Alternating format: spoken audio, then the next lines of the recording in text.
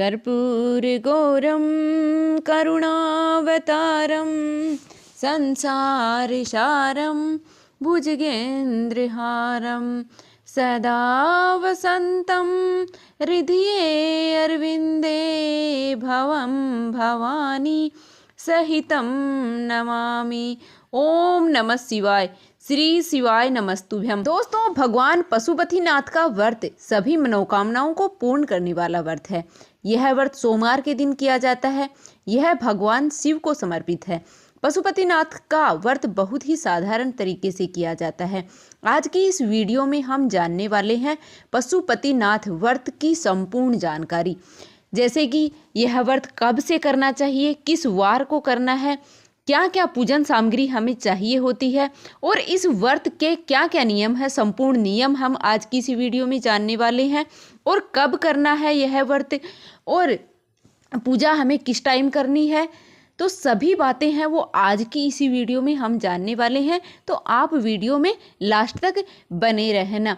जो गुरुजी पूज्य प्रदीप मिश्रा जी ने बताई हैं वही बातें मैं आपके साथ इसी वीडियो में शेयर करने वाली हूँ। तो चलिए वीडियो की शुरुआत करते हैं और जानते हैं। आप कमेंट बॉक्स में तब तक ओम नमः शिवाय अवश्य लिख दीजिएगा और वीडियो पसंद आती है तो लाइक करके और चैनल को भी सब्सक्राइब कर लीजिएगा। तो चलिए जानते हैं पशुपतिनाथ व्रत किस दिन करना है। सबसे पहले हम यह जान लेते हैं। पशुपतिनाथ व्रत है वह भगवान शिव को समर्पित होता है, तो यह सोमवार के दिन किया जाता है।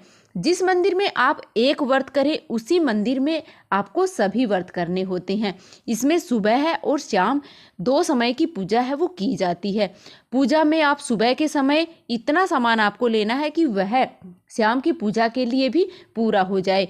मतलब कि आप जो सामान एक थाली में लेकर के जा रहे हैं उसको इतनी मात्रा में लेना है कि आपको शाम को दोबारा से कोई भी सामान नहीं लेना पड़े। आपको भोग वगैरह है वो आपको अलग से रखना है। बाकी आपको जो पूजा के लिए आप बेसिक सामग्री लेकर जाते हैं वह आपको दोबारा से नहीं लेना पड़े, इस बात का आपको ध्यान रखना है। यह विशेष ही नियम है इस व्रत का, आपको इसका ध्यान रखना है। कितने सोमवार के व्रत करने हैं, तो देखिए पशुपतिनाथ का जो व्रत है उसमें 5 सोमवार के व्रत हैं वो किए जाते हैं। और व्रत जो है वो आप अगर पीरियड्स टाइम आ जाता है, महिलाएं अगर व्रत करती हैं तो उनको पीरियड्स टाइम आ जाता है, तो उस टाइम में आपको यह व्रत है वो छोड़ देना चाहिए। या फिर आप करना चाहते हैं कि कंटिन्यू व्रत कर रहे हैं तो किसी और से आपको यह पूजा करवा लेनी चाहिए। जैसे कि आपके घर में आपका पति है, सास ननद है, तो उनसे आपको यह पूजा करवा लेनी चाहिए। आपको खुद पूजा है वो नहीं करनी चाहिए। या फिर आप ऐसा सोचते हैं कि मुझे खुद ही पूजा करनी है, तो आप उस व्रत को छोड़ दीजिएगा और अगले जो सोमवार आता है उससे आपको यह व्रत करना है। और ध्यान रखना है कि जिस मंदिर में आप पूजा एक बार कर चुके हैं उसी में आपको करना है। ऐसा नहीं है कि आप एक व्रत है वो किसी और मंदिर में कर रहे हैं, दूसरा व्रत किसी और मंदिर में कर रहे हैं। जहाँ पर आप रह रहे हैं उसी जगह पर आपको एक ही मंदिर में यह पूजा है वो करनी होती है। इस बात का आपको ध्यान रखना है। अब हम जान लेते हैं कि पूजा के लिए हमें क्या क्या सामग्री की आवश्यकता होती है। पशुपतिनाथ व्रत की पूजा के लिए हमें जल, पंचामृत, बेलपत्र, पुष्प, धतूरा, चंदन, फल, चावल, कलावा, जनेऊ, अबीर, गुलाल, साबुत मूंग, काली तिल, जौ और दीपक आदि चाहिए होते हैं। वैसे आपके पास जो भी सामग्री उपलब्ध हो उसी से आप पूजन कर लीजिएगा। अगर आपके पास इनमें से कोई सामग्री नहीं है तो भी आप पूजन है वो कर लीजिएगा। ऐसा नहीं है कि आप जो सामग्री है वो ही आप मतलब पूरी ही ले। आपकी कोई सामग्री अगर छूट जाती है, आपकी सामर्थ्यता नहीं है कि आप खरीद पाएँ, फिर भी आप पशुपतिनाथ व्रत है वो करना चाहते हैं, भगवान के समक्ष अपनी आस्था है वो आपको प्रकट करनी है। ऐसा नहीं है कि आप सामग्री से भगवान को प्रसन्न करें। जो भी आपके पास उपलब्ध है, अगर आप खरीद पाते हैं, आपकी सामर्थ्यता है तो बहुत ही अच्छी बात है। अगर आप एक सामग्री है अगर नहीं खरीद पाते हैं तो आपको अपनी आस्था है वो प्रकट करनी चाहिए भगवान को समर्पित होकर के, और फिर अपना व्रत है वो करनी चाहिए। और लेकिन शाम की पूजा के लिए आपको 2 सामग्री है वो बहुत ही ज़रूरी है। श्याम की पूजा के लिए 2 सामग्री है, वह क्या है वो मैं बता देती हूँ। श्याम की पूजा के लिए वही थाली आपको लेकर जानी है और मीठे के लिए आपको प्रसाद बनाना है। कोई भी प्रसाद आप बना सकते हैं। प्रसाद में आप हलवा बना सकते हैं, खीर बना सकते हैं। प्रसाद में आप को है वो बाजार से प्रसाद है वो नहीं लेकर आना है। आप चूरमा बना सकते हैं। कोई भी मतलब एक प्रसाद आपको बनाना है।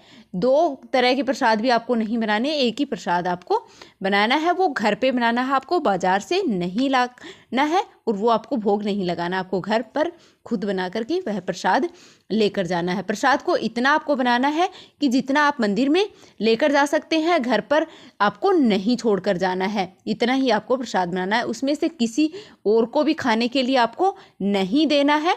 इस बात का भी आपको ध्यान रखना है कि वह प्रसाद के रूप में किसी को वितरित नहीं करना है।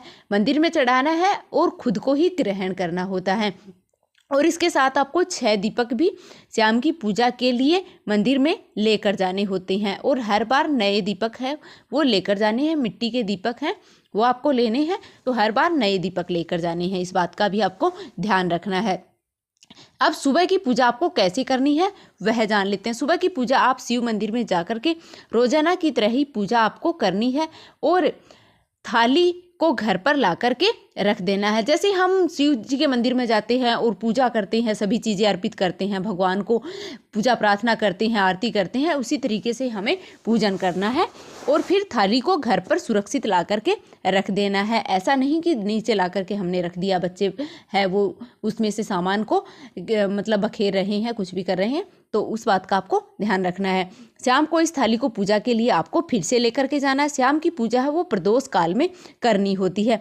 प्रदोष काल का जो समय है वो शाम को सूर्य अस्त होने के 45 मिनट पहले और 45 मिनट बाद का जो समय है वो समय ही मतलब प्रदोष काल का समय माना जाता है। घर में बना हुआ खीर का प्रसाद, हलवा, चूरमा जो भी आपने बनाया है वो पात्र में रख लेना है और घी के 6 दीपक आपको लेने हैं। 7वां कोई भी दीपक या बाती आपको नहीं लेनी है। सबसे पहले 6 दीपक हमें मंदिर में ज़मीन पर रख लेने हैं और दीपक के नीचे कुछ चावल पुष्प हैं वो आसन मतलब दे करके वो रखना है, क्योंकि दीपक खाली जगह पर नहीं रखते हैं। इन 5 दीपकों को आपको प्रज्वलित कर लेना है। 6ठा दीपक हमें प्रज्वलित नहीं करना है। 6 दीपक रखने हैं पर एक को आपको जलाना नहीं है, मतलब प्रज्वलित नहीं करना है, लेकिन थाली से ज़मीन पर इसे ज़रूर आपको रखना है। फिर प्रसाद को भी आपको किसी डोना पत्तल में आपको 3 हिस्सों में बांट लेना है।